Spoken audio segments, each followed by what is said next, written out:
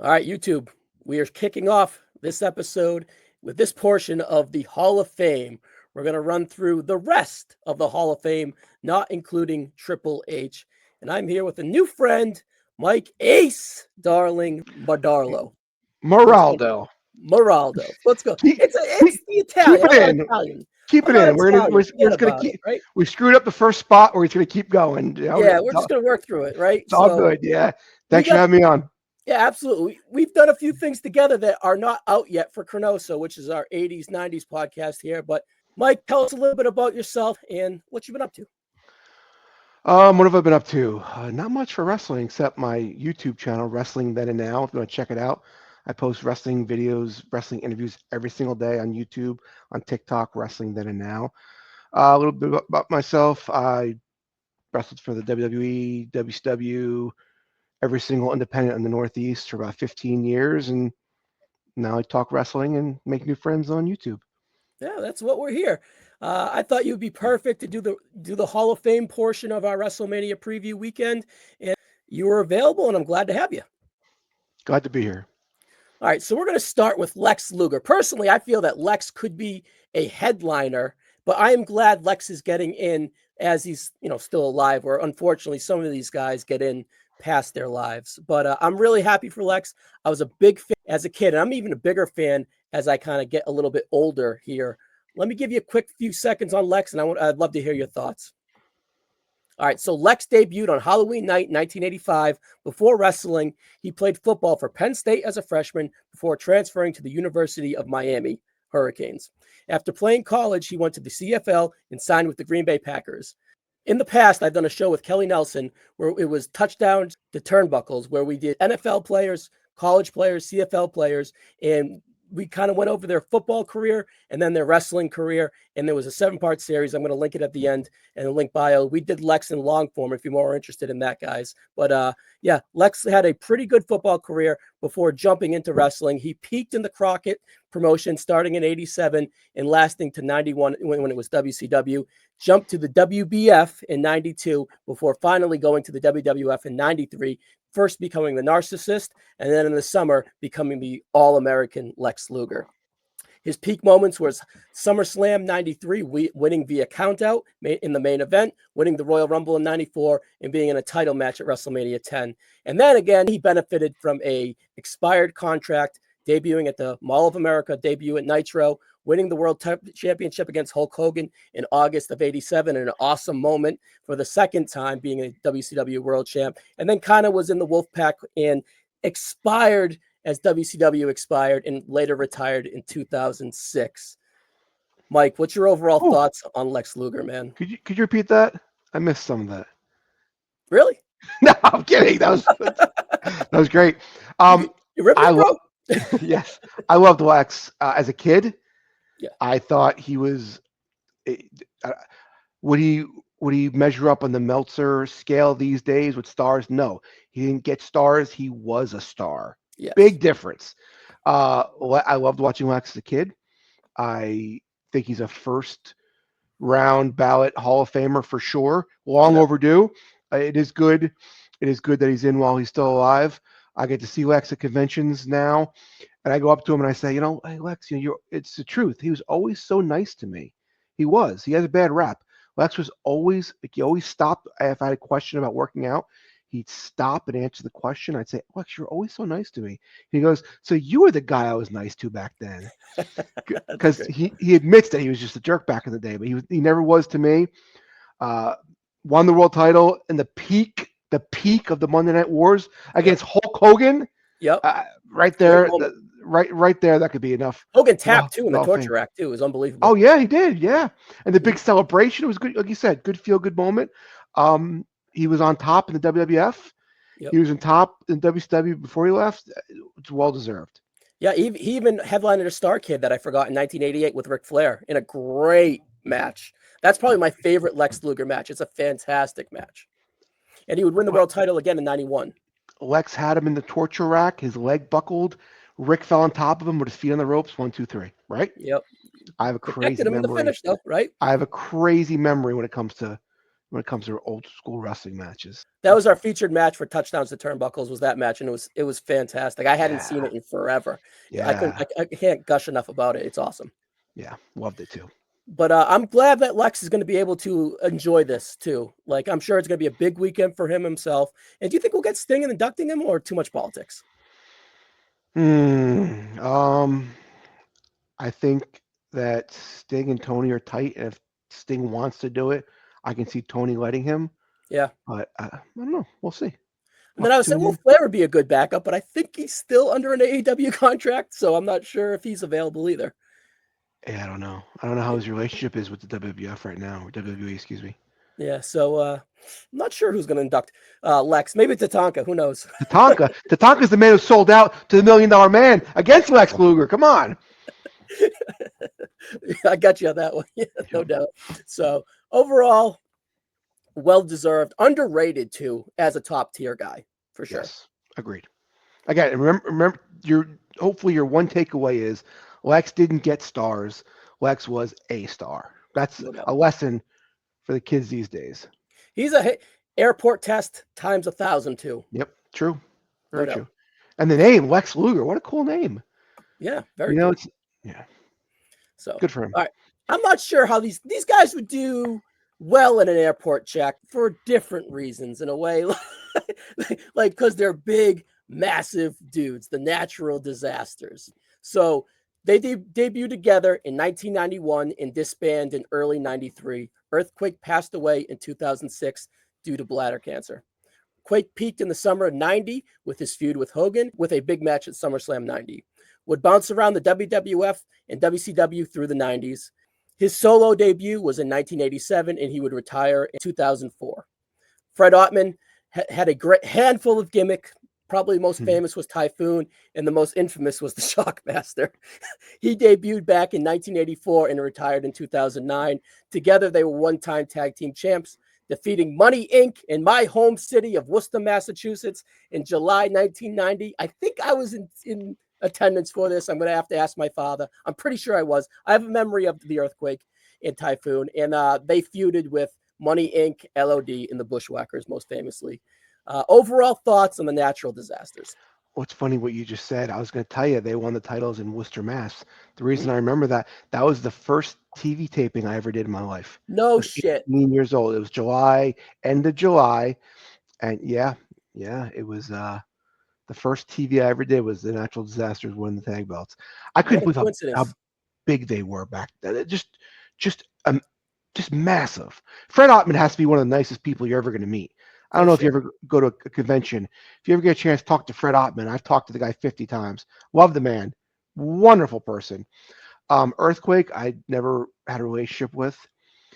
It's the WWE Hall of Fame. So they have a certain formula every year. They like to induct a woman, usually it's a journeyman who didn't make a lot of money. They like to induct someone who passed away. So I mean, natural disasters, again, it's the WWE Hall of Fame. Would they be my first pick to be in the Hall of Fame, or like the Midnight Express and Demolition? Politically, it's a good induction. Yeah. You get Earthquake to get a little respect. It's long overdue. Yep. You get Fred to get a little respect. It's long overdue. They weren't together that long. They didn't. I mean, they wrestled a WrestleMania, a 16 months SummerSlam. about. Yeah. Yeah. So, like, it was like last year when they inducted the U.S. Express.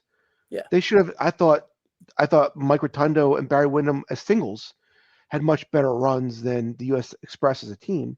Yeah, they were only together from November 84 till September 85, if that. So, Right. yeah, it was barely a year with the U.S. Express. These guys a little bit longer. These guys they're memorable though, right? Fred, you mentioned politics. Fred's son is the ring bell guy. He does the bell, and of course his nephew is Cody Rhodes. So Yeah. and But then it's I good see to what. get Quake in the Hall of Fame for sure. Yeah, I see why they did it. I don't hate it. I think that the team is memorable because it was a gimmick. Yeah. You know, they weren't having 5-star matches; they were a gimmick, which is what they were supposed to be. Which was the time, right? Yeah. Yeah, I'm good with it, and I'm very happy for Fred Ottman because, like I said, Beautiful person, Seems wonderful like a person. salt of the earth guy. Like awesome. So I was at conventions. He called his wife one time, and he was literally like, "Okay, I love you. Have a great day. I love you. I'll see you soon." Like he's just a sweetheart. I can't say enough nice things about Fred Ottman. Sweetheart of a guy. Can't get him on my podcast, Uncle Fred. You need to come on. But sweetheart of a man. Like just a sweetheart of a man. Awesome. Yeah, and like can't say enough about the memorability of him. I think I was at that show because I have a memory in my brain of these guys when I was young at the show. I remember them, and I gotta figure it out and put it together. That I read that this morning. I was like, it's got to be it. It's got to be it. So I'm gonna look into it, and that's pretty funny if it's their first ever show and I was in attendance. I'm gonna say a little symmetry Nice. there. I like it. I like it. Nice. Yeah, it's great. All right. So next up is the Legacy Award. Kamala, Dory Funk Sr., and Ivan Koloff. Let's start with Dory Funk Sr. Dory passed away in 1973. He is the father of Dory Jr. and Terry. He debuted in 1940. He was Wow. inducted to the Pro Wrestling Hall of Fame in Waterloo, Iowa back in 2006. And he is a 46-time champion in the NWA, which include Brass Knuckle Championship, Whoa. North American Championship, North American Tag Team Championship, Southwest Junior Heavyweight Championship, Southwest Tag Team Champions, Western State Heavyweight, World Juniors Heavyweight, and the NWA World Tag Team Champions. So 46 times champion from 1940 to 72. Be honest with you, I don't know anything about Dory Funk Sr. I don't. And I'm a wrestling historian. I watch the old stuff all the time. I guess there's probably just not that much about him out there. You know, if he when did you say he retired? In the 70s? So he retired in, it doesn't say when he retired. He passed in 73. Yeah, so there's not going to be a lot of footage. I don't know anything about Dory Funk Sr. Well, I asked my good personal friend Kelly Nelson, who I did Touchdown the Turnbuckles with, if he knew anything about Dory Sr. And unfortunately, he said not a lot of footage out there. But ironically, he is more like Terry in ring style than Dory, where he is physical in ring style, was known for the King of the Texas Death Match. So All right. that was kind of his claim to fame way back in the day. And it was similar to, like Kelly said, similar to Terry, not really Dory. I just don't understand the whole legacy wing. It's like what you're good enough to be recognized, but not good enough to actually be in the Hall of Fame. I don't Yeah. know that because the other two on this list, I have a big problem with them being on the legacy. As Big time. we should go over that now, because something like Dory Funk, who passed away almost 50 years ago, right? It makes sense to honor him like this. Sure. Yeah. Ivan Koloff is a former world champion within your company, and Kamala, everyone mainstream knows Kamala. So for those guys to not get their moment in the sun, even though they have passed away, is kind of unfortunate. And sneaking them in the legacy kind of stinks, but ultimately glad that they're in. But it should be more for like Dory types, not Koloff and Kamala, in my opinion. It's a slap in the face. Ivan Koloff beat Bruno Sammartino for the Mhm. WWF Championship. He had a huge run in the Carolinas too when he was teaming with.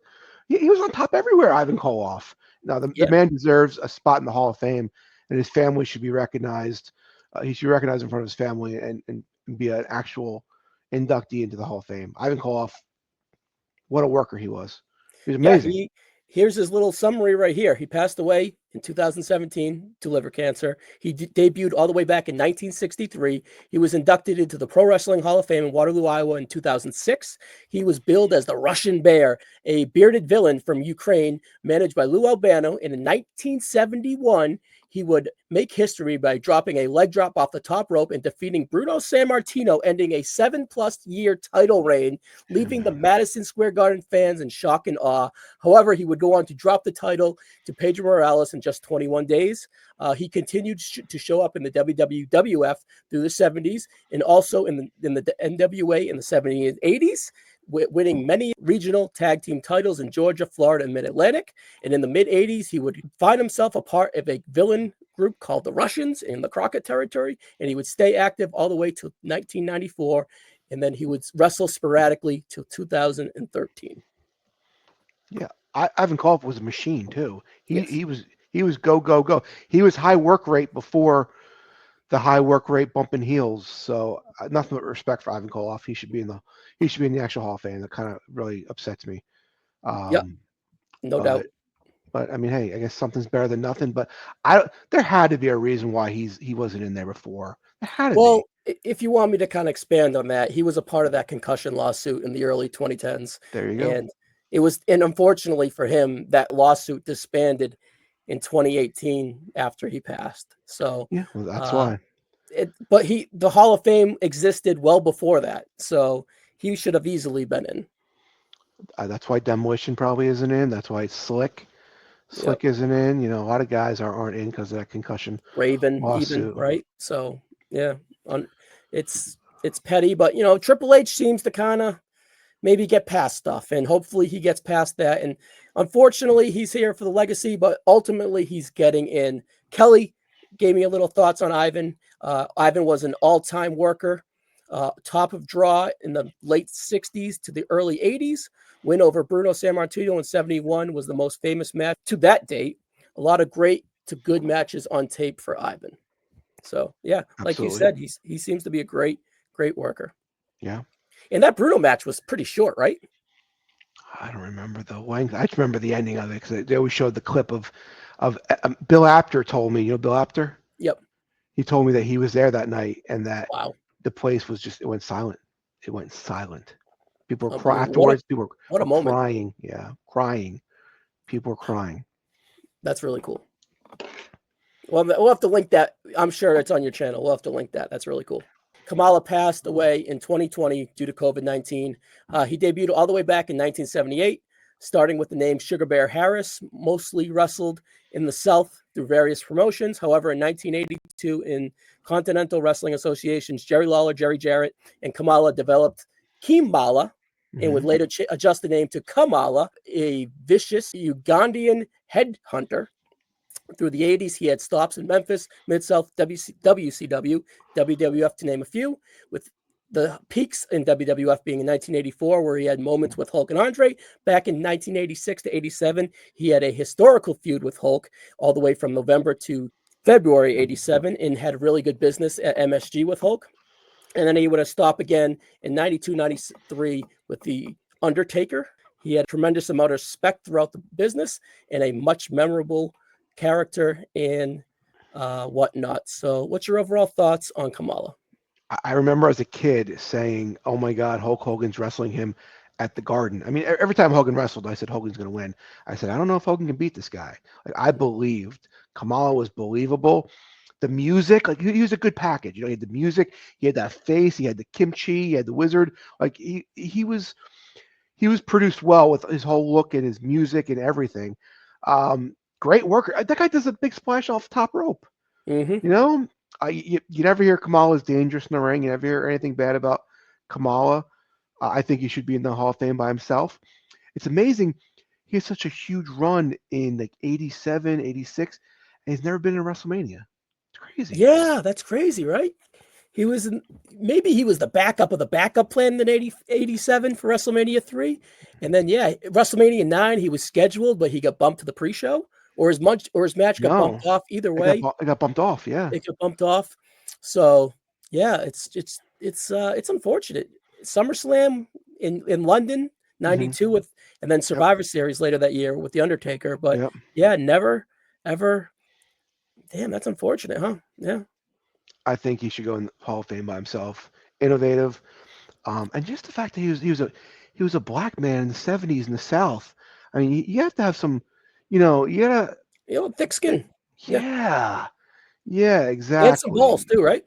exactly. That's a tough man right there to enter this business, and especially the area where he was wrestling in. Yeah, nothing but respect for Kamala. I Yeah, think I he believe should he be would in still there. be a truck driver.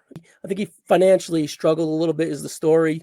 Hmm. So unfortunately, he should have earned this a lot earlier, and it maybe would have gave him a little bit better life too. But I remember listening to Jerry on a podcast, Lawler, and just telling this Kamala story, right? Yeah. Was really cool of how he made the drawing, and then it kind of all came together, Yep. and it really blew up. To Yeah. go on 3 runs with the WWF is kind of all time, especially in their Agreed. peak too, with in the golden era like that too. So Yeah, Agreed. like you said, he should be in by himself. Him and Ivan for sure. Agreed. So, all right, so the Legacy Award is something, that they seem to do every year, but this is something new. The Immortal Moment. Personally, when I heard of this, I thought it was interesting. But if you were to ask me, I figured that they would do Andre versus Hulk from WrestleMania 3. But with a little politics, and unfortunately, Andre is not alive anymore, this is the perfect match, in my opinion, to induct as a mortal moment and having it be the ultimate, in my opinion, best match in WrestleMania history. And that's WrestleMania 13, Bret the Hitman Hart versus Stone Cold Steve Austin. I recently watched this for a podcast that I did with Richie Mars, Retold and Relived. I'll link it in the comments down below. But Mike, what's your overall thoughts on this match? You're a worker at the time. Like, when you see this match, you feel this match in 1997. What are your thoughts? I believed the match. You Yeah. believed it. Every punch, every kick, it didn't start off arm bars and headlock takeovers. There was a leg dive and there was punches. It was believable. It was a fight.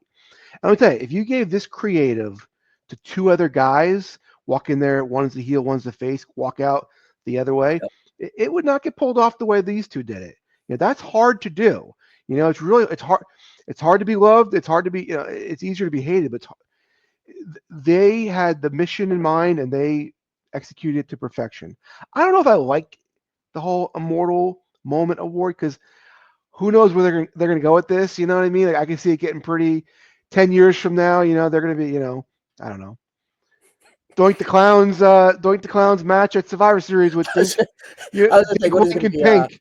I mean, it's just Alicia Fox versus Melina. yeah. They got. But Was listen. that match? They want Steve Austin at the Hall of Fame. They want Bret Yes. Hart at the Hall of Fame. Low Again, ticket sales makes sense. politically, it makes sense. I don't hate it. As far as a match, I mean, you're never gonna find a better. I mean, I always put Steamboat Savage above that, but I think it was because I was younger and I was a kid, Yeah. and the guys seemed like larger than life. And for this, they were workers. When I watched it, but as far as workers, they were just two guys who just took a backseat to nobody and had the mission in hand, and they fulfilled it. They did great. Unbelievable match. Yeah, and 97 is a great year for the WWF creatively. Yeah. It's kind of a down year money-wise, but creatively with the Hart Foundation, DX starting, Stone Cold on the rise, Kane and The Yep. Undertaker, Yeah. Nation of Domination, right? It's Yep. an unbelievable creative year. And then Bret's heel turn was so pivotal this night to make so much stuff work. You had the first Hell in the Cell after that. You had the Montreal Screwjob. This was a pinball effect of a lot of great wrestling in 1997 in the WWF. And this was probably the peak of it. But yeah, I can't say enough. This is a fantastic match. It's my personal favorite. I'm a little, a little lighter in the gray than you, so I'm a little bit younger. To put it, it may have resonated with me where WrestleMania 3 resonates with you. I tell you though, the match really did need blood, and Yeah. that just helped the story so much. Like, Austin would not give up. He was bleeding. That visual of him screaming with the blood coming down his head, that unreal. I had that that poster made on my wall forever. yeah. I mean, not that the match wouldn't have been great without it, Yeah. but that was the cherry on top that Yeah. that really nailed it home. That blood. Yeah, listen to these guys talk in interviews, and then even in Bret's book, I'm pretty sure Bret gigged Austin. Yeah, Yeah. that's what he said. Austin was That's kind what of he said. terrified to do it, and Bret said, "I'll do it. I'll do it for you, brother." I would trust Bret. And he trusted him, right? I wouldn't trust a lot of people to do it, but I trust Bret. No. Yeah. No, I would. Bret, yeah. No doubt. Technician, Yeah. right? Hell yeah. And I think I was listening to a podcast today with Bret, and Bret said that the only thing, like, it was a calculated match, but the only thing they had approved was the brawl in the stands. And the Bret said, "Let's start the match with that." And then they kind of just had their markers to reach, and then they just made the thing magic. It's really, really cool. Love it. All right, Mike, it was great to have you on and talk a little Hall of Fame here. Guys, I can't say enough. Check out his Instagram. Check out his YouTube. I just recently watched the Paul London interview that you released in a little unbelievable Randy Orton story that you guys need to link up and find out. Just check it out, Mike. I can't wait for the guys to see all the Cronosa stuff that you did with me coming up too as well. Awesome. Wrestling Then and Now. Check it out. Ryan, great to be on, buddy. Absolutely. Talk to you soon, pal. All right.